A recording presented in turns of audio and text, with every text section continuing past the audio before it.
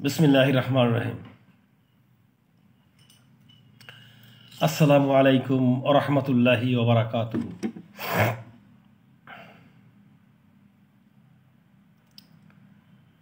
যেখান থেকে আমার লাইভটি দেখছেন, আমার রিকোয়েস্ট থাকবে যে আপনারা লাইভটি শেয়ার করে দিবেন এবং প্রথম থেকে শেষ পর্যন্ত আমার কথাগুলি শোনার জন্য বিশেষভাবে আমার তরফ থেকে অনুরোধ জ্ঞাপন করছি। প্রথম থেকে শেষ পর্যন্ত কথাগুলি শুনবেন এবং বর্তমান রাজনৈতিক প্রেক্ষাপট বিশ্লেষণ করে আমি আপনাদের সম্মুখে কথা বলার জন্য এসেছি এবং সত্য কথাটা তুলে ধরার চেষ্টা করি, মিথ্যার কোনো আশ্রয় এবং সবসময়ের জন্য সর্বদা সত্য কথাটা আপনি বলবেন, আমি বলবো, সবাই মিলেমিশে অন্তত রিয়াল যে কথাগুলি সেই কথা বলার চেষ্টা করব। কিন্তু রিয়াল কথাগুলি আমাদের সম্মুখে হয় না এবং আমরা অনেক সময় কিন্তু একটা বিভ্রান্তকর পরিবেশ পরিস্থিতির ভিতরে কিন্তু আমরা পড়ি। হয়তোবা আমি এমনই কোনো কথা বলি নেই যেই কথাগুলি হয়তো চ্যানেলে সেই কথাগুলি আমি বলছি, সেই কথার পরিপ্রেক্ষিতে কিন্তু একটা নিউজ করে দেয়। যেন গতকালকের আইন উপদেষ্টা উনি বলেছেন যে আমি কথা বলি নাই, যে কথা বলে নাই মানে কোন কথা, সেটা হলো যে ধর্মভিত্তিক রাজনীতি সম্বন্ধে আমি কোনো কথাই বলি নাই, কিন্তু ধর্মভিত্তিক রাজনীতি বাংলাদেশে থাকবে না এ কথাটা আইন উপদেষ্টা আসিফ নজরুল সাহেব উনি বলেছেন, কিন্তু আসলে আদৌ বলে নাই, এটিএন বাংলাদেশে নিউজ করেছে। এতে বিভ্রান্তকর একটা পরিবেশ পরিস্থিতি বাংলাদেশে এখন বর্তমানে হচ্ছে। আমি যা বলি না সেটা করায় লেখে। এই লেখক সাংবাদিক তাদের দৃষ্টি আকর্ষণ করছে যে আপনারা কোনো প্রকার যে কথা যে বলে না সেই কথাকে আপনারা সর্বোপরি সেটাকে আপনারা রিপ্লাই করে মানুষের সামনে আপনারা উত্থাপন করার চেষ্টা করবেন না। প্রিয় দেশবাসী, আমি আপনাদেরকে বলতে চাই যে আজকের বিশ্লেষণ মানে রাজনৈতিক ব্যক্তি বিশেষ, সুশীল সমাজ, ব্যক্তিত্ব, শিক্ষক, ছাত্র, সর্বোপরি কৃষক, মেহনতি জনতা, মানুষ, অনেক বিশ্লেষণ। তবে এখন বর্তমান যে প্রেক্ষাপট যে বর্তমানে চলছে সেই বিষয়ে কিছু নিয়ে সত্য কথাটা আমি আপনাদের সম্মুখে 100% উত্থাপন করার চেষ্টা করব। সেটা দলের হোক, বিরোধী দল হোক, পরিবারতন্ত্রের হোক, রাজতন্ত্রের হোক, গণতন্ত্রের হোক, বা আপনার হোক, বা আপনার ভাই বোনের হোক, যার হোক, আমি সে কথাগুলি উত্থাপন করার চেষ্টা করব। তাতে যদি আমার কোনো ক্ষতি হয় বা আমার যদি কোনো ক্রমে এফেক্ট হয় তাহলে সে বিষয়টা আমি মেনে নেব। কারণ সত্য কথা বলতে গিয়ে যদি আমার মৃত্যু হয়, মৃত্যুর জন্য আমি প্রস্তুত। কারণ লাইভে অনেক সময় বিভিন্ন আঙ্গিকে, বিভিন্ন অ্যাঙ্গেলে দুষ্ট লোকের কথাগুলি আমি উত্থাপন করার চেষ্টা করি। পৃথিবীতে আমরা জন্মগ্রহণ করেছি মানব সভ্যতার দেশে যেভাবে প্রয়োজন চলার সেটা কিন্তু আমরা চলছি না। আমরা যে যার জায়গা থেকে কিন্তু সেইভাবে কিন্তু এখন বর্তমানে চলছে। কোন ক্রমেই অতিরঞ্জিত কোনো জিনিস ভালো না। আর অতিরঞ্জিত হলে যে কি হয় সেটা তো আপনারা হারে হারে টের পেয়েছেন। যারা বর্তমানে ক্ষমতায় আছেন, যারা বর্তমানে ক্ষমতায় আছেন, আমি তাদেরকে বলছি, যদি মানুষের ভাগ্য উন্নয়ন এবং মানুষের জন্য যদি কাজ করেন এবং অন্তর্বর্তীকালীন সরকার কতটুকু থাকবে, রূপরেখা, রাজনৈতিক দলদেরকে সর্বোপরি একটি স্পেস তৈরি করে দেওয়া, এটা আইন সংবিধানে 100% ওইভাবে ওই সিস্টেমে আপনারা সুন্দর একটি নির্বাচন উপহার দিয়ে আপনারা জনগণের কাছ থেকে ফুলের মালা নিয়ে আপনারা চলে যাবেন। এমতো অবস্থার জন্য অন্তর্বর্তীকালীন সরকার কেবলমাত্র শুরু, কিন্তু তার বিরুদ্ধে এখন বর্তমানে সোচ্চার আন্দোলন। এগুলো কিন্তু খুবই excess is the very bad. কোনো জিনিসই অতিরঞ্জিত কিন্তু ভালো নয়। ফ্যাসিস্ট শেখ হাসিনা অতিরঞ্জিত করতে করতে করতে করতে করতে এক প্রকার 16 বৎসর, এটা দলের তৃণমূলের কর্মী যারা তারাও বলে আমি বলি সে কথা না, দলের লোকজনও বলে যে এই মহিলা তার চাটুকা, তার আমলা, রাজনৈতিকভাবে তারা কোনো ব্যক্তিত্ব নয়। তাদেরকে নিয়ে যেইভাবে নমিনেশন দিয়ে এলাকার ভিতরে যেভাবে মানুষের টাকা আত্মসাৎ করেছে, হাজার লক্ষ কোটি টাকা, এবং তারা কিন্তু আজকের বাহিরে চলে গেছে, যার যার সন্তান, যার যার স্ত্রী, বোন, ভাই নিয়ে তারা কিন্তু এপার থেকে ওপার চলে গেছে। এমতো অবস্থায় আমি আপনাদেরকে বলতে চাই যে বর্তমান 5ই আগস্ট এই খেলাটা হয়েছিল, বর্তমানে অন্তর্বর্তীকালীন সরকার, আমি আপনাকে ব্যক্তিগতভাবে উপদেষ্টা মহোদয় যারা আছেন তাদেরকে বলতে চাই যে আপনারা একটা স্বচ্ছ, পরিচ্ছন্ন এবং পরিষ্কার লেভেলে বাংলাদেশের জনগণকে পাশে রেখে ওইভাবে একটি গণতান্ত্রিক প্রক্রিয়ায় আপনারা কিন্তু সামনের দিকে চলবেন, পথ চলা। তাহলে ওই 5ই আগস্টের মতো ওই ধরনের কারুকার্য যাতে বাংলাদেশে না হয়, সেটাই কিন্তু সাধারণ জনগণ কামনা করছে।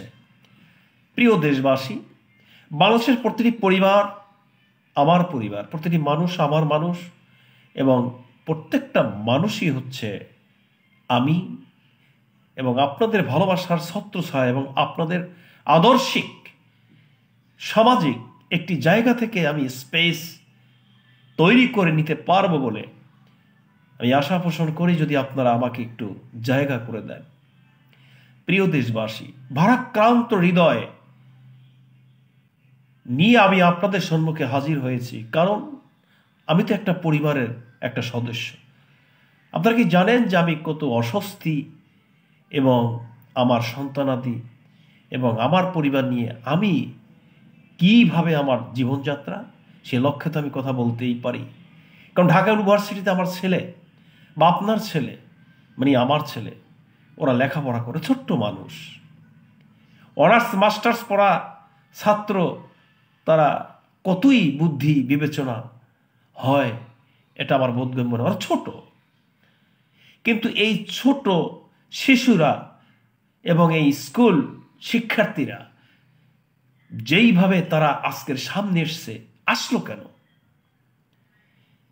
এখন বর্তমানে এই যেগুলি করছে, এগুলো করতেছে কেন, হচ্ছে কেন? রাজনৈতিক সেই কুলাঙ্গারদেরকে বলতে চাই যে তোদের জন্য আজকের এই ছাত্ররা,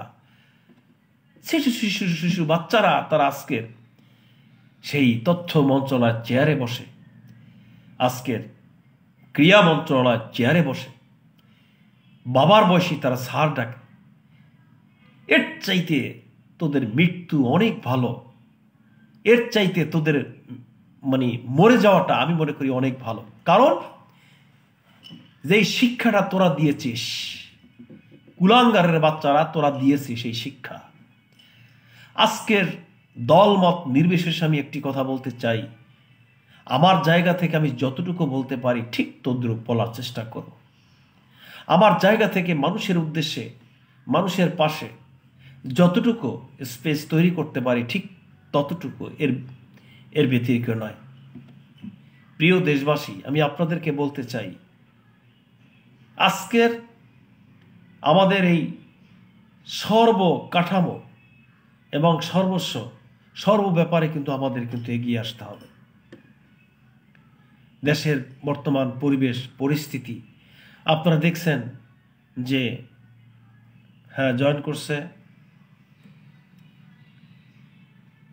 শামীম হোসেন, ওয়েলকাম শামীম ভাই জয়েন করার জন্য। আপনারা দেখছেন গতকালকে ঠিক সন্ধ্যার পরে বাংলাদেশ আনসার ডিপার্টমেন্ট অর্থাৎ আনসারের কিছু লোকজন তারা কিন্তু সরকারের কাছে একটি আবেদন করার জন্য তারা কিন্তু ওখানে সচিবালয় গিয়েছিল। কিন্তু আমার কথা হচ্ছে যে অন্তর্বর্তীকালীন সরকার কেবল শুরু, কারণ 8ই আগস্ট উনি কিন্তু শপথ পাঠ করছেন, তার মানে আজকের হচ্ছে গিয়ে 26। এমতো অবস্থার জন্য আরেকটা জিনিস দেখলাম যে রিক্সাওয়ালা তারাও আন্দোলন করছে। যাক, গণতান্ত্রিক প্রক্রিয়া অর্থাৎ গণতান্ত্রিক একটি জায়গা আমরা তৈরি করে দিয়েছি, তারা আন্দোলন করতে পারবে, কিন্তু আন্দোলনটা হবে এটা আদর্শিক একটা লেভেলে আন্দোলনটা হবে এমন আন্দোলন যাতে করে মানুষের কোনো ক্ষয়ক্ষতি না হয়। তো সেইভাবে সেই আন্দোলনটা কিন্তু আমাদের দরকার। দুষ্ট ছেলে জাফর খান, ও ফাইন, নামের আগে দুষ্ট, খুব সুন্দর নাম, জাফর আলী খান। যে যেখান থেকে পারছেন জয়েন করবেন, এবং আমি আপনাদের সম্মুখে কোনো মানে এমন কথা বলার চেষ্টা করবো যে কথাগুলি খুবই গ্রহণযোগ্যতা।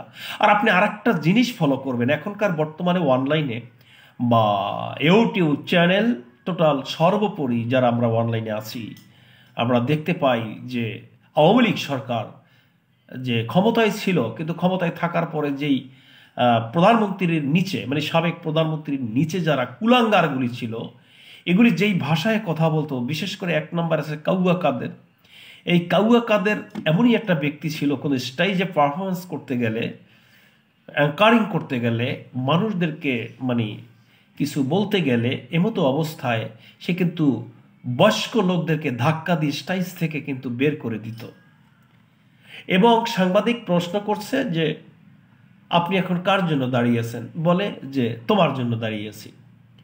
তো এই যে কথাবার্তাগুলি, এইগুলি কিন্তু এখন বর্তমান যেই পরিবেশে রাজনীতি হচ্ছে, তারা কিন্তু এই কথাগুলি কেউই বলে না, কারণ শিক্ষা আদর্শিক এবং তারা শিক্ষাঙ্গন থেকে এসছে। আবার দেখা যাচ্ছে তারা খুব সুন্দর। আপনি দেখেন যে অন্তর্বর্তীকালীন সরকার, যে ডক্টর ইউনূস সাহেব যে কথাগুলি বলছেন, এত সুন্দর সুইটেবল প্লেস এবং জায়গায় রেখে উনি ভালো একটি বিশ্লেষণ করেছে, যে কথাগুলি খুবই মাধুর্য এবং খুবই গুরুত্বপূর্ণ কথাগুলি, হাজার হাজার কথাগুলি কিন্তু বিশ্লেষণ করলে সেভাবে কিন্তু আমরা তাকে কিন্তু সেইভাবে কিন্তু আসলে উনি কথা বলতে জানেন, এবং স্মৃতি মধুর ভাষণ অ্যাঙ্কারিং উনি কিন্তু করেছেন আমাদের সম্মুখে। প্রিয় দেশবাসী, সুন্দর। তা দেশবাসীর কাছে আর্তনাদ, দেশে অরাজকতা, অশান্তি, এটা করা যাবে না। কিন্তু বর্তমানে আমি বলি না, অন্য এই দলের অন্তর্বর্তীকালীন সরকার কিছু কিছু লোক তারা বলে যে বর্তমানে যে আনসার, এই আনসারদেরকে উস্কানি দিয়েছে আওয়ামী লীগের, যুবলীগ, ছাত্রলীগ। এরা সত্য মিথ্যা আপনারা যাচাই বাছাই করে নিতে পারবেন যে উস্কানি কে দিয়েছে। এক, দ্বিতীয় কথা হচ্ছে যে আজকের যে যে অটোওয়ালারা, রিক্সাওয়ালারা যে আন্দোলন করছে, এদেরকে উস্কানি দিচ্ছে। আর সচিবালয়ের সামনে প্রতিনিয়ত আপনার সংস্করণ সর্বোপরি সব দিক থেকে কিন্তু অন্তর্বর্তীকালীন সরকারের সর্বোপরি সেই সচিবালয় কিন্তু সার্বক্ষণিকভাবে আন্দোলন করেই যাচ্ছে। প্রিয় দেশবাসী, আমি আপনাদেরকে বলতে চাই, না, এটা হবে না। যেহেতু সরকারি সংবিধান, বাংলাদেশে একটা সংবিধান তো আছে, সংবিধান অনুসারে তারা চলবে।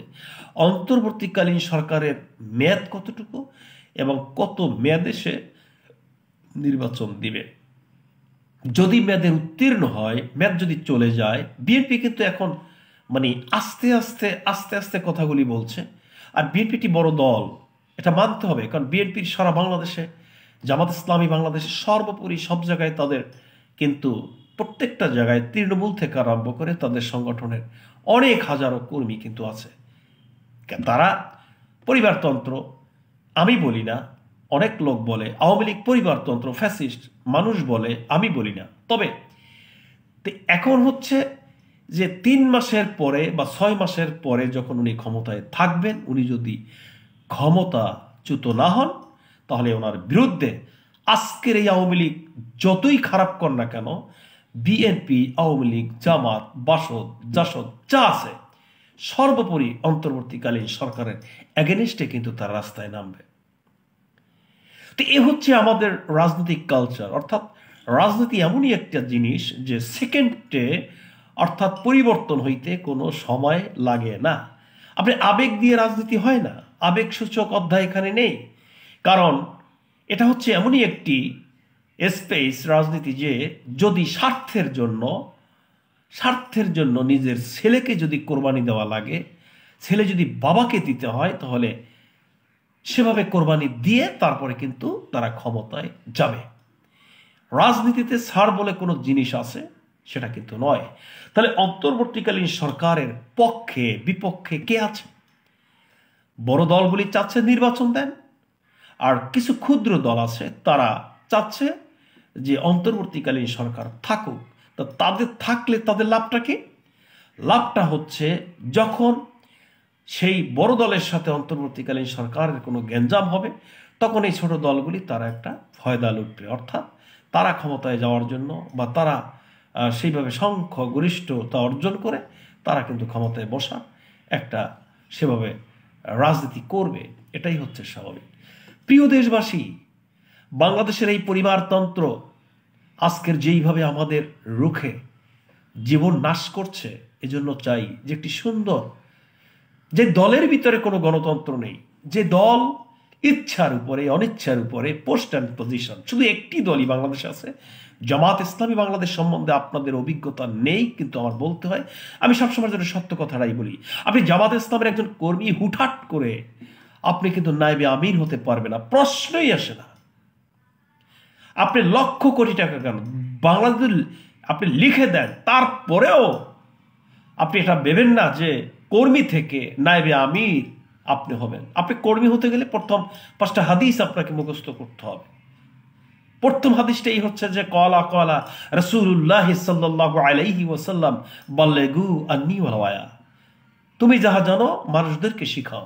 আর আপনি দেখবেন যে ডক্টর যে শফিকুর রহমান সাহেব, অর্থাৎ যে জামাতের এখন বর্তমানে আমির, উনি ছাত্র সংগঠনটাকে কিন্তু খুব প্রাধান্য দেয়। আপনি দেখবেন যে যে সমন্বয়ক যে ইনজুরি হয়েছে, অর্থাৎ আনসার যে তাদেরকে মানে অকথ্য ভাষায় গালিগালাজ সহ যে মারধর গণহার যে মানে যে তাদেরকে টর্চার করা হয়েছে হাসনাত আবদুল্লাহ, তাকে কিন্তু জামাতের আমির কিন্তু দেখতে গেছে। অর্থাৎ ঢাকা ইউনিভার্সিটি হচ্ছে একটা মেড পয়েন্ট। ঢাকা ইউনিভার্সিটি তো 1921 সালে জন্ম হয়। ঢাকা ইউনিভার্সিটি প্রায় 19টা হলে হাজার হাজার লক্ষ লক্ষ ছাত্র কিন্তু ওখানে থাকে। কিন্তু বিষয়টা হচ্ছে যে জামাতের সর্বোপরি ছাত্রদের সংগঠনটাকে, শিবিরকে খুব প্রাধান্য দেয় তারা। আর শিবির এমনই একটা জিনিস, শিবির আপনাকে কিচ্ছু বলবে না। আদর্শ রাজনৈতিক এবং তাদের সর্বোপরি রাজনৈতিক যে একটা কাঠামো, সে জিনিসটি যদি তাদের সাথে আপনি না মেশেন, না ওঠা বসা করেন, তাহলে আপনি তাদের সম্বন্ধে আপনি কিছুই বুঝবেন না, কিছুই জানবেন না। এবং আজকের যে ডাকসু, অনেকে জানি না যে ডাকসুটা কি। এটা হচ্ছে Bangladesh university central student union, অর্থাৎ ডাকসু হচ্ছে বাংলাদেশের ভিতরে একটি সেন্ট্রাল ইউনিয়ন। এই ইউনিয়নের ভিতরে ছাত্র দল, যুব মানে ছাত্রলীগ, তারপরে আপনার সর্বোপরি শিবির, এটা কিন্তু সর্বোপরি তারা কিন্তু এই যে অধিকার পরিষদের যে গণতান্ত্রিক যে বিপিনু, সর্বোপরি তারা কিন্তু ওখান থেকেই তারা কিন্তু প্রতিষ্ঠিত হয় এবং অনার্স মাস্টার্স পড়া অবস্থায় কিন্তু তারা রাজনীতির সাথে তারা সম্পৃক্ততা হয়ে একটা বিপি হয়ে ওখান থেকে কিন্তু তারা আসে। কিন্তু এই জিনিসটাকে ধরার জন্য হাসনাতকে, ছাত্রদেরকে এত প্রাধান্য দেওয়ার কারণ হচ্ছে ঢাকা ইউনিভার্সিটি যদি জামাত ইসলামী বাংলাদেশ তারা যদি গুরুত্ব সহকারে তাদেরকে নিতে পারে, তাহলে দেখা যাচ্ছে তারা সামনের দিকে কিন্তু এগ্রি হবে এবং জামাতের সেই কল কৌশল রাজনৈতিক সর্বোপরি তাদের একটি পরিচ্ছন্ন একটি রাজনৈতিক দল আমি বলছি ব্যক্তিগতভাবে। কারণ এই দলটা কিন্তু আপনার পরিবারতান্ত্রিক না। আপনি কর্মী থেকে ইচ্ছা করলে আপনি ইচ্ছার উপর আপনি নায়েবে আমির হতে পারবেন এবং ওই সর্বোচ্চ জায়গায় কিন্তু আপনি যেতে পারবেন, কিন্তু সেটা আওয়ামী লীগের ভিতরে আপনি পারবেন না। কারণ আওয়ামী লীগের ভিতরে ফ্যাসিস্ট শেখ হাসিনা সে বলে আমার বাবার দেশ। এই মহিলা বলে যে আমার বাবার দেশ। তাহলে মহিলা কত বড় কুলাঙ্গার এবং কত বড় সে পরিবারতন্ত্রের সেই মন্ত্রের ভিতরে উনি বসে আছে। আবার পাশাপাশি অন্যান্য দলও তারা বলছে যে আমার স্বামীর দেশ দল। অর্থাৎ আওয়ামী লীগ 1949 সালে জন্ম হয়েছিল। এর অনেক ইতিহাস আমি বলতে চাচ্ছি না। ব্যক্তিগতভাবে যখন বঙ্গবন্ধু ছিলেন 1949 সালে উনি একটা সভাপতি এবং 78 সেপ্টেম্বর মাসের 30 সেপ্টেম্বর মাসে বিএনপির আধিপত্য হয়। জামাত ইসলামী সহ টোটাল সর্বোপরি এইভাবে আধিপত্য বিস্তার করে বাংলাদেশের এখন বর্তমানে তারা মানে রাজনীতি করছে রাজতন্ত্রের পরিবার হিসাবে এবং পরিবারতন্ত্রের ভিতরে রাজনীতি আমাদের কিন্তু ভিতরে ঢুকে গেছে। কিন্তু আমি যদি এখন বিএনপি গালাগাল করি, আওয়ামী লীগকে করি, তারা হয়তো বা কর্মীগুলি মনে করবে যে ওকে যেখানে পাই সেখানে গুলি করো। বোকা চোদা। কেন বোকা চোদা বললাম? কারণ বোকা চোদা হইলাম এই যে তুই যে দল করিস, তুই যে রাজনীতি করিস, এই রাজনীতি তো সর্বোচ্চ জায়গায় তুই যেতে পারবি না ভাই। এই কথাগুলি খুব গুরুত্ব সহকারে আপনারা নেবেন। এখানে কিন্তু ডান্স করার জন্য আসি নাই, আর এখানে কিন্তু ওই যে চলচ্চিত্রের প্রস্টিউট বা ওই ধরনের নিয়ে এখানে কিন্তু যাত্রাপালা করতে আসিনি। আপনার কথাগুলি বুঝতে হবে, ইতিহাস নিয়ে আপনার গাড়াগাড়ি করতে হবে, ইতিহাস পড়তে হবে। ইতিহাস না পড়লে আপনি রাজনৈতিক অধ্যায় কিন্তু আপনি বুঝবেন না। প্রিয় দেশবাসী, তো আমি যে কথা বলতেছিলাম যে কর্মীদেরকে বলছি, আওয়ামী লীগ হোক বা বিএনপি হোক, আমি যদি মারমুখী কথাবার্তা বলি তাহলে আপনাদের তো জলে কেন? জলে এই জন্য কারণ আপনি পরিবারতন্ত্রের একজন সর্বস্ব কামলা বা আমলা, আপনি যাই মনে করেন না কেন। দলের ভিতরে যদি কোনো গণতন্ত্র, দলের ভিতরে যদি কোনো গণতান্ত্রিক প্রক্রিয়া রুলস না থাকে, সেই গণতন্ত্র এবং সেই দল টিকে ঠিক, কিন্তু সে দলটা লাস্টের দিক দিয়ে ফ্যাসিস্ট, এই যে আওয়ামী লীগের মতো একটা ফ্যাসিস্ট দল হিসেবে কিন্তু পরিচিত হয়। জামাত ইসলামী বাংলাদেশ আমি করি না, জামাত আমার বাপদাদা 14 গোষ্ঠীও করে না। তবে সত্য কথা বলি এই জন্য, জামাত ইসলামী শিবির, আপনি 5 কোটি টাকা দিয়ে একটি শিবিরের ছেলেকে যদি বিএনপিতে বা আওয়ামী লীগে নিতে পারেন তাহলে আমি হাতে চুরি পরব। কিন্তু বিএনপি থেকে 5 বার পরিচ্ছন্নভাবে মেম্বার অফ পার্লামেন্ট, সংসদ সদস্য, যাকে দক্ষিণ বাংলার বাঘ বলা হতো, সেটা হচ্ছে আপনার যে বিএনপি থেকে আওয়ামী লীগে টিকিট নিয়ে যে এমপি হয়েছে শাহজাহান ওমর। তো এরা যেই কোনো সময় দল চেঞ্জ করতে পারে, কিন্তু জামাত ইসলামী বাংলাদেশ তারা কখনই দল চেঞ্জ করে না। কারণ সে কর্মীতে যেইভাবে হাদিস তারা পড়ে, তাফসীর, কোরআন শরীফের ফার্স্ট টু লাস্ট তরজমা শারে নজুল বিশ্লেষণ করে, আলিফ লাম মিম যালিকাল কিতাবু লা রাইবা ফি হুদাল লিল মুত্তাকিন আল্লাযীনা ইউমিনুনা বিল গায়ব, এখান থেকে শুরু আলিফ লাম মিম যালিকাল কিতাবু, এই কিতাবের প্রতি কোনো সন্দেহ নাই, রাইবা ফি হুদাল লিল মুত্তাকিন, এটা হচ্ছে কি হুদাল লিল মুত্তাকিন, মুত্তাকিনদের হেদায়েতের একটি পথ প্রদর্শক, একটি জায়গা, সেটা হচ্ছে কোরআন শরীফ। এটাকে কিন্তু তারা তরজমা বিশ্লেষণ করে করে মাথার ভিতরে তারা ঢুকিয়ে এমতো অবস্থার জন্য তারা কিন্তু সাকসেসফুলি একজন কর্মী, জামাত ইসলামের সেই ফুটন্ত টকবগে ফুটন্ত একটি সেই কর্মী তৈরি হয়। আপনি একে কি করে 5 কোটি টাকা কেন, লক্ষ মিলিয়ন বিলিয়ন টাকা দিলে পরেও একটা শিবিরের কর্মীকে যদি আপনি নিতে পারেন তাহলে আমি বললাম না হাতে চুরি পরব, পারবেন না, মরে যাবে। এই পর্যন্ত মানবতা বিরোধীর অপরাধে অযথা ফাঁসি দিয়ে যাদেরকে মারা হয়েছিল, আপনি কি জানেন জেলখানায় বসে শেখ হাসিনা ফ্যাসিস্ট কতবার তাদের সাথে কম্পেয়ার করছে যে আপনি আসুন, কত টাকা চাই আমার দলে? এবং আপনি কি জানেন যে নিজাম সাহেবকে বারবার বলা হচ্ছে যে স্যার আপনাকে বলি, আপনি সাধারণ ক্ষমা হয়তো বা প্রেসিডেন্ট করতে পারে, আপনি প্রেসিডেন্টের কাছে কি আপনি কি ক্ষমা চাইবেন? নিজামী সাহেব বলছে যে আমি যদি এখানে 5 বার যদি ফাঁসির কাস্টে যাওয়া হয় তাহলে আমি একটি বারের জন্য আমি এই কথাকথিত প্রেসিডেন্ট এবং এই বর্তমান যে প্রেসিডেন্ট এর কাছে আমি ক্ষমা চাইব না। তাহলে আপনি দলটাকে কি মনে করতেছেন? নিবন্ধন বাদ দিলেই কি আর নিবন্ধন রাখলেই বা কি? এ কর্মী হচ্ছে নিবন্ধন। এ কথাটা কেন বললাম? দলের ভিতরে স্বচ্ছতা আনতে হবে। বিএনপি থেকে সারা বছর খেয়ে আওয়ামী লীগে গেছে, কারণ রূপাতলী তোর বিশাল বড় মার্কেট আছে। এই বাঞ্চদের বাচ্চায় বিএনপির নামের একটা কুলঙ্কার, এই যে পরিবারতন্ত্র থেকে যাওয়াটা ইজি। আর এখানকার দলনেতারা তারা কিন্তু টাকার বিনিময়ে আপনাকে একটা পোস্ট পজিশন নির্বাহীতে বা স্থায়ী কমিটিতে কিন্তু আদান প্রদান করতে পারে, কিন্তু জামাত ইসলামের ভিতরে নয়। আমিও চাচ্ছি যে আমার দল, আমার মত, বাংলাদেশে এই দল গঠন করতে হবে এমনই যে আপনি সূচনা থেকে মাস্টার্স পর্যন্ত কমপ্লিট করতে পারবেন। সেই লক্ষ্যে, সেই আদর্শিক মন মানসিকতা নিয়ে আমি শামসুল ইসলাম সোলজার কন্টিনিউ আমি আপনাদের চতুর্পাশে এসে আপনাকে কিন্তু নক করছি, কিন্তু আপনারা এইভাবে আমাকে সাড়া দেন না। আপনারা আমার লাইভটাকে দেখেন না, আমার লাইভটাকে শেয়ার করেন না। আমার লাইভটা না দেখে আপনি লাইভ দেখেন সাকিব আল হাসান, আপনি লাইভ দেখেন চলচ্চিত্র জগতের নায়িকা গায়িকা এদের, আপনি লাইভ দেখেন কাউয়া কাদেরের, যেগুলি কথা জানে না, বোঝে না, কথা বলতে পারেন, স্টুপিড ননসেন্স গাধা, এদের লাইভগুলি আপনারা দেখে দেখে আপনিও ঠিক ওইভাবে ওই সিস্টেমে এখন কথা বলা শিখছেন। ইউটিউব চ্যানেল এবং ফেসবুকে পেজে মানে হাজারো বার যে কটূক্তি এদের বিরুদ্ধে পোস্ট হয়, যেগুলো ভাষায় প্রকাশ করার মতো না। কই জামাত ইসলামী বাংলাদেশের আমির ডক্টর শফিকুর রহমান সাহেব, শ্রদ্ধা করি, একটা পোস্ট এই কাউয়া কাদেরের মতো এই রকমের লিখে বা ওই রকমের ভাবভঙ্গি দিয়ে কথা বলে কিনা আপনারা একটু তর্জমা করেন তো, বা আপনি একটু বিশ্লেষণ করেন তো। আর একটা শিবিরের বা ওই ধরনের কোনো কেউ টোল করে একটা ভিডিও ফুটেজ ছাড়ে কিনা। প্রিয় দেশবাসী, আসুন সম্মিলিতভাবে সকলে মিলে একটি আদর্শিক সংগঠনের মাধ্যমে আজকের আপনি আমি সার্বজনীনভাবে আমরা সামনের দিকে এগিয়ে যাই। সেই লক্ষ্য উদ্দেশ্য নিয়ে আপনাদের পদযাত্রায় আমি নতজানু, আমি শামসুল ইসলাম সোলজার। গতকালকের আনসার যেভাবে পিটিয়েছে ছাত্রদেরকে এবং ছাত্ররা যেভাবে তাদেরকে আর্মি দিয়ে একটি জায়গায় এসে আইনের আওতায় নিয়ে এসছে, আমি মনে করি এগুলি উচিত নয়। কারণ অন্তর্বর্তীকালীন সরকার কেবল শুরু, তার 1 মাসও হয় নাই।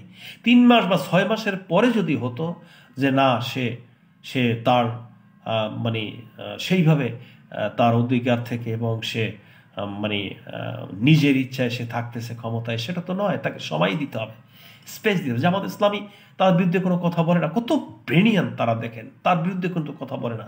বিএনপি কিছু হোমরা চোমরা রাজনৈতিক দল, তারা আগামাতা জানে না, হুটহাট করে তারা কিন্তু মন্তব্য করে। আর আওয়ামী লীগ তো ফ্যাসিস্ট, ওরা তো চলে গেছে। এখন এখানে যে রাজনীতির যে ছক এবং রাজনীতির যেই দাবা চাল, এটা বোঝা বড় মুশকিল।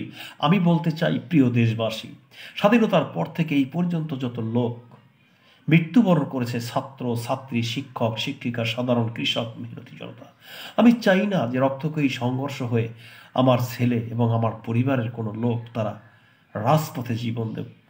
এই জন্য আমি চাই যে আপনারা আসুন, সবাই মিলে সম্মিলিতভাবে সকলে একটি সুন্দর বাংলাদেশ গড়ার লক্ষ্যে, আমার হাত এবং আপনার হাত শক্তিশালী করার লক্ষ্যে, একটি গণতান্ত্রিক দল প্রতিষ্ঠা করার লক্ষ্যে আমরা সামনের দিকে এগিয়ে যাই। আমি শামসুল ইসলাম সোলজার। প্রিয় দেশবাসী, ব্যক্তিগতভাবে আমি বলতে চাই যে আমার বয়স 60-এর কাছাকাছি, খুদে মুক্তিযোদ্ধা এরকম দেখলে হবে কি? কারণ মুক্তিযোদ্ধা আমি দেখেছি এবং 8 বছর বয়স ছিল তখন, আমি জানি বুঝি। গুলিস্তান আমার জন্ম থেকেই আমি গুলিস্তানে ওঠা বসা করি। ঢাকা 8 আসন এবং 8 আসনের 5টা মডেল থানা এবং 9টা ওয়ার্ড পরিবেষ্টিত একটি সুন্দর আসন। ঢাকা শহরে মানে একটি 20টা আসনের ভিতরে সবচাইতে হার্ড এবং সবচাইতে মেরুদণ্ড একটি, সেটা হচ্ছে ঢাকা 8 আসন। প্রিয় দেশবাসী, আমি আপনাদেরকে বলতে চাই যে আজকের এই ঢাকা গুলিস্তান থেকেই কিন্তু সর্বোপরি ঢাকা ইউনিভার্সিটি থেকেই কিন্তু রাজনীতির ইন্ট্রোডাকশন, সূচনা। তো আমি ব্যক্তিগতভাবে আমি বলতে চাই যে আজকের এই সংগঠন তৈরি করতে হবে, এমন সংগঠন, রাজতন্ত্র পরিবারতন্ত্র, এখন বর্তমানে চলছে পরিবারতান্ত্রিক কেন্দ্রিক, কিন্তু চলছে পরিবারতন্ত্র থেকে আমাদের কিন্তু বেরিয়ে আসতে হবে। সাইদুল ইসলাম ও সৌদি আছে, ওর জন্য সবাই দোয়া করবেন, আমার ভাইগনা, ওর জন্য দোয়া করবেন। আমার কিছু কিছু আত্মীয় স্বজন, তার ভিতরে সাইদুল আছে, তারপরে মোটামুটি হ্যাঁ মামা কেমন আছেন, ভালো আছে সাইদুল। তো আমার অন্তত 1 থেকে 150 বুলেট আমার আছে, অর্থাৎ বুলেট বলতে যে আমার সহকর্মী এবং আমার আত্মীয় স্বজন যোদ্ধা, এরা ব্যক্তিগতভাবে আমার আছে। ঢাকা 8 আসনে আপনাদের দোয়ায় এবছর দেখি কেমন কি করা যায়, নির্বাচন আসুক, তারপরে সামনের দিকে এগিয়ে যাওয়ার চেষ্টা করব। হ্যাঁ, কামরুল ইসলাম, ওয়েলকাম। কামরুল ইসলাম জয়েন করার জন্য সবাই শেয়ার করে দেন, সবাই শেয়ার করে দেন আমার এই কথাগুলি। দেশবাসী, আমি আপনাদেরকে বলতে চাই যে আপনারা সবসময়ের জন্য শান্ত মেজাজে থাকবেন, উগ্র, আপনারা কথা বুঝবেন, আপনারা কিন্তু কথা বুঝেন না। আমি গুলিস্তানে দেখেছি ধর, বাহ, লোকটা মরেই গেল, না এমনটা না, এটা রাজনীতি হতে পারে না। আজকের আওয়ামী লীগ ক্ষমতায় নেই, আওয়ামী লীগ একটি দুর্বল পয়েন্টে তারা কিন্তু পিছনে চলে গেছে। তাদের অনেক ভুল ছিল, তাদের ভিতরে আজকের এই অরাজকতা, অশান্তি, বিশৃঙ্খলতামি আজকে কিন্তু সর্বজনীনভাবে তারা কিন্তু চেয়েছিল যে আজকের একটি পর্যায়ে যে দেশটাকে একটি রাজ পরিবার হিসেবে, রাজতন্ত্র হিসেবে একটি প্রতিষ্ঠিত করার উদ্যোগ কিন্তু তারা প্রায় নিয়েছিল যদি এবার ক্ষমতায় থাকতো, কিন্তু পারে নাই। কারণ দুলাল হোসেন সাঈদী সাহেব একটা কথা বলছে যে সন্ত্রাসীরা দেশে রাজত্ব করে, ঠিক আছে, কিন্তু এমন একটা ছিদ্র থাকে যেই ছিদ্র থেকে তাদের পতন হবে, সে ছিদ্রটা যে কোথায় কিন্তু তারা সেটাও জানে না। সাধারণ জিনিসে শেখ হাসিনার পতন হবে এটা কেউ ভাবছে।